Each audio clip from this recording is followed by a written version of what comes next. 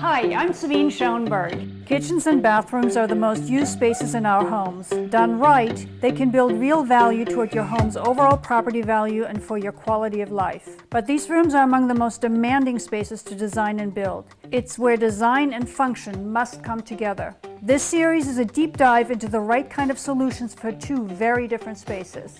Bathrooms give us rest and relaxation and help us get a positive start to our day. More than ever, kitchens are where people get together. After all, happy living and healthy cooking often occur in great kitchens.